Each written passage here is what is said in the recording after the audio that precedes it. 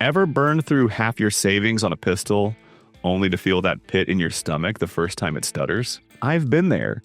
Standing at the counter, counting crumpled bills while someone swears, "This one's just as good as a Glock." They say it every time, right up until it fails when you need it most. The truth is, most affordable pistols aren't built for hard days. They're built to survive the shelf, not your mistakes. I've seen shooters chase bargains and end up with something that fails when it matters, and nobody's giving you your money back after that lesson. But stay with me, because buried in this mess are a handful of handguns that broke all the rules. One of them nearly convinced me to give up on budget guns for good, until it pulled off something I never thought I'd see. If you're only watching for a deal, you'll miss the real lesson, especially the twist at the end.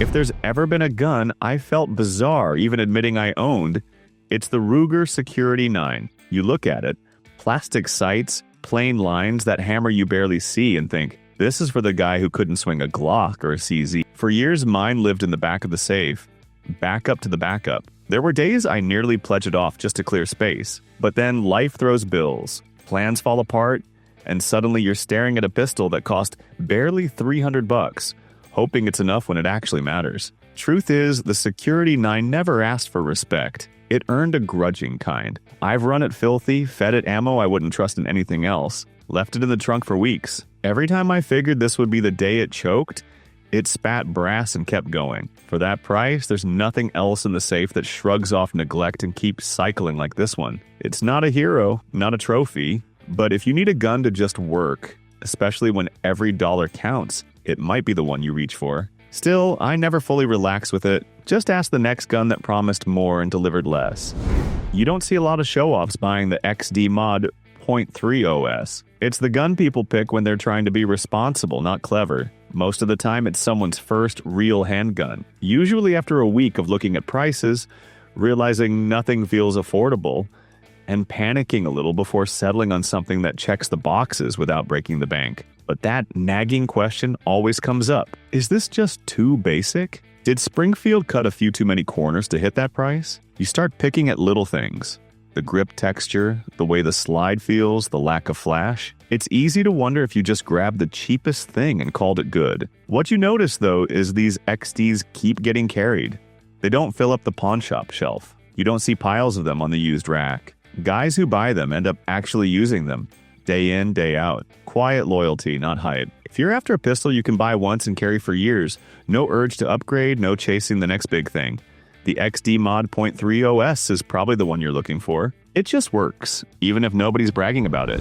Whenever I spot that FN badge at the counter, I know I'm not looking at just another cheap plastic gun. FN's reputation carries weight, even when the price sits under $500, a number that, for this name, feels like you're getting away with something. The Reflex is built for people who want a carry gun that actually matters. I figured I was just browsing, but the moment I racked that slide and felt the grip, I caught myself doing the numbers. Can I really stretch the budget a little for something that feels this right? It's not my usual move, but with FN, the stretch finally made sense. I had a quick second where I wondered, am I just letting the badge talk me up, or does this one actually deliver? After how it runs, that doubt didn't last long. If you want a compact with real pedigree and you're fine paying a little more than bargain, the Reflex is the kind of safe stretch you don't regret, even after 1,000 rounds, but don't relax yet. Next up, the budget game flips again. The next pistol, you'll wonder why it refuses to die.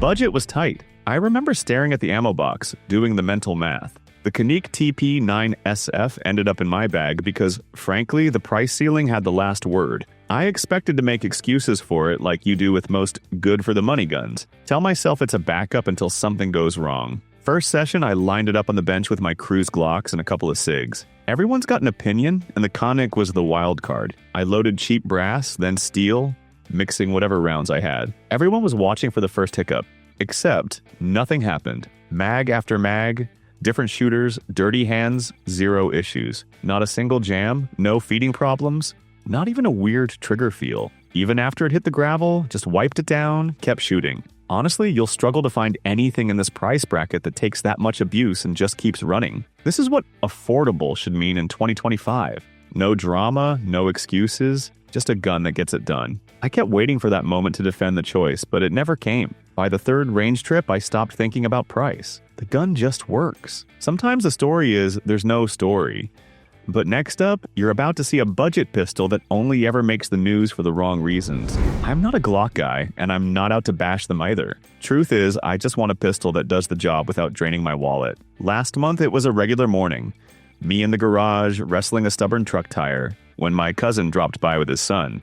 The kid's just getting into shooting, all nerves and questions. He spots my Dagger Micro sitting on the workbench. Is that a Glock? I shake my head. Nope, this one costs less than half, and you won't be scared to actually use it. That's the thing about the Dagger. I don't hesitate to hand it over for training or toss it in the truck for a quick run to the range. No babying, no worry about scratches or messing it up. We spent that morning shooting cans in the backyard, running cheap ammo, letting the kid get a feel for real recoil and simple controls. No hiccups, no fuss. By the end, he was grinning, my cousin was surprised, and I realized sometimes the best thing about an affordable pistol is how easy it is to trust. No excuses, no ego, just use. Next up, I've got a pick that rewrites what compact and easy can mean for first-timers.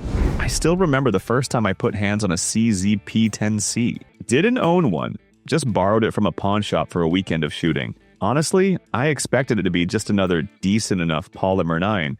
Maybe run fine, maybe show me why folks rave online. By Sunday night, I was thinking about what I'd have to sell just to make one mine. A month later, I did it, walked into the shop and snagged my own thanks to a $50 discount coupon, burning a hole in my pocket. That was 5 years ago. The crazy thing? I've never needed to call for support, never had a single trip to the gunsmith, not even for a spring or a pin. This thing just keeps running, range after range, season after season. Meanwhile, my G3C's already been in for repairs twice. The CZ just shrugs and asks for more ammo. That's the kind of affordable I'd put above any price tag. If you're thinking about picking one up, don't sleep on it. Get a P10C before 2026, and you'll save yourself the regret and the repair bills. But I'll be honest, what's coming next isn't for the perfectionists. It's for the folks who want simple, stupid, easy carry, no questions asked. One question I get all the time: why do you always carry a Smith & Wesson M&P Shield? I've said it before, it's my all-time favorite.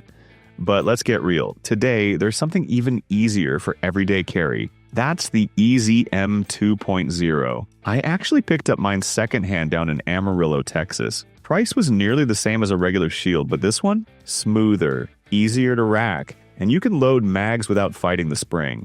Perfect if you're new to shooting or if your hands aren't what they used to be. Heck, I even had my cousin's wife run it, and she went from hesitant to confident in minutes. That's what makes it affordable in the real sense. Not just the price, but the fact you can hand it to anyone in the family and know they'll manage it safely. No extra gadgets, no need for hand strength. Just a well-built, trusted pistol that won't break the bank, even if you buy it used. Not every affordable gun lets you shoot with confidence. The next one? Let's just say it's the pistol you reach for when you want your bases covered, no matter what goes wrong. It was late, long day behind me, when my buddy Turner showed up with a plastic bag and a worried face. Out came a Taurus G2C. He'd scrimped and saved, couldn't stretch for a Glock or anything fancy, but wanted something to actually carry. Be straight with me. Did I just waste my money? We took it out back, a box of mixed ammo between us. I expected problems, maybe a jam, maybe a busted mag. Instead, that little Taurus just kept running. Not a single stoppage, even with the sketchy steel case stuff I had rattling around the garage. Next week, he called to say he'd carried it to work, tossed it under his truck seat, left it in the rain by mistake. Still fired. A month later, same story. Beat up, scuffed, but still running. Nobody's bragging about the G2C at the range. But here's the truth. For a lot of folks, it's the only way they get a real carry pistol without skipping bills. I can't promise it'll impress anybody, but I've seen what it survives. Sometimes affordable just means you finally get to carry every day. Now, if you think that's as low as the price goes for something reliable, wait till you see what comes next. If you ask my wife what her favorite pistol is, she won't hesitate. It's the Glock 42. We didn't chase it down as some top-shelf pick. Truth is, it landed with us when everything else on the shelf felt like either a ripoff or a toy. I found this one used nearly mint, and what I paid was less than half what most new micros go for. Didn't take a minute to realize this was the kind of deal you remember. No bragging, just smart money. From day one, it was hers. Slide rack's easy, grip fits just right, no intimidation. She dropped it in her purse or clipped it to a simple holster for drives home late at night. It became the only gun she actually wanted to practice with. The .380 isn't flashy, but it's the round she trusted for real life, not just the range. We'd played with the fancier, more expensive micros before, none of them stuck. This Glock cost less, ran smoother, and ended up being the only one she'd never leave behind. When people ask if you can actually find a best affordable handgun in 2025,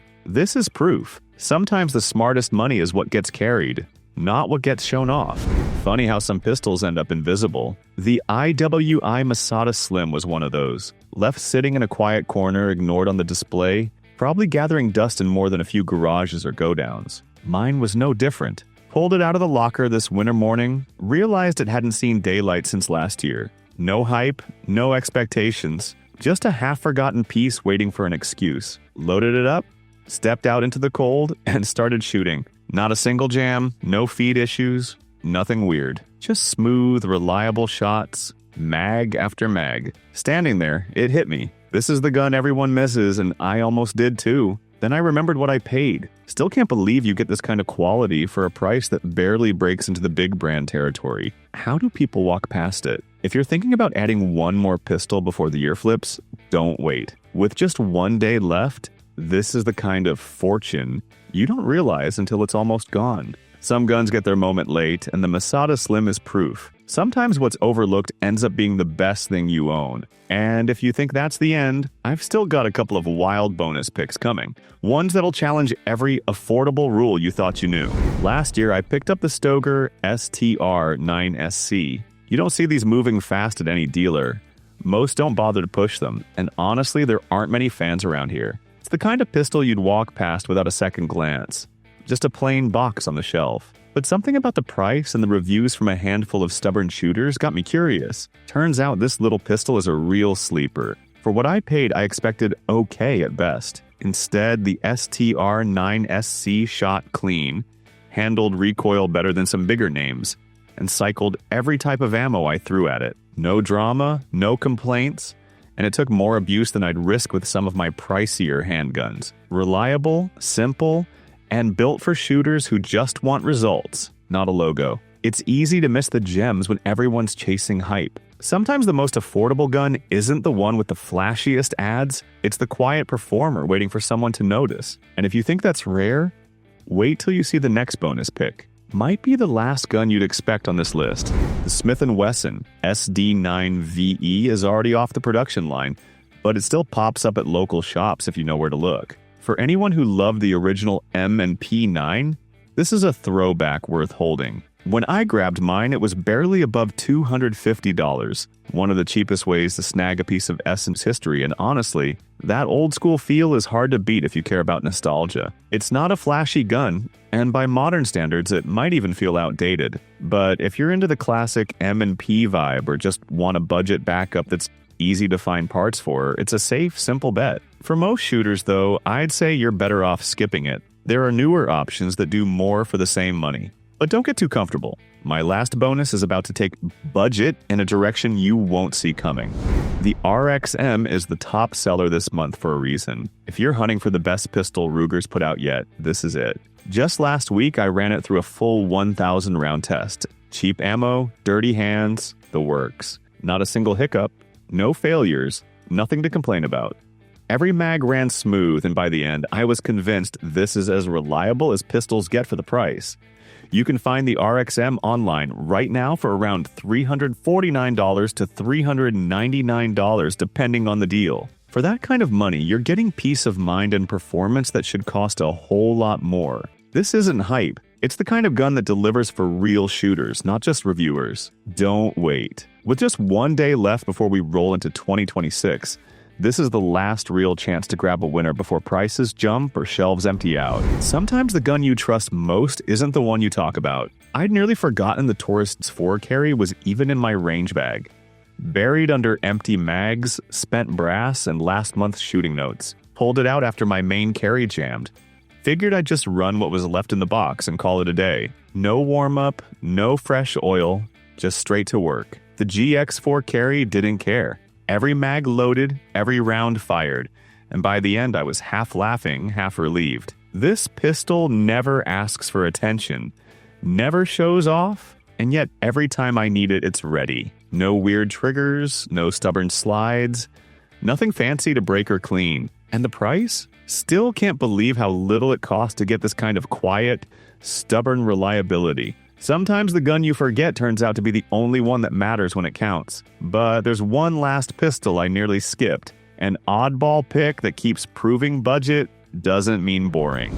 There's always one pistol in the collection that gets ignored. Mine was the Beretta APXA 1 carry. Looked plain, felt plain, and to be honest, I almost sold it twice. But somewhere between quick trips out the door and last-minute range days, it kept ending up in my hand. No one asks about it at the counter, and it's never the one people want to shoot first. But here's the twist. Over time, that boring little Beretta started making a case for itself. Nothing fancy, nothing complicated, just smooth draws, easy maintenance, and zero surprises. Good or bad, I got mine from a dealer running a quiet sale, and for what I paid, it was cheaper than a lot of used plastic compacts. If you know where to look, it's still a steal. Funny how the most affordable pistol is the one you only miss after you realize how much you rely on it. Some guns never shout for attention. They just do their job, day after day.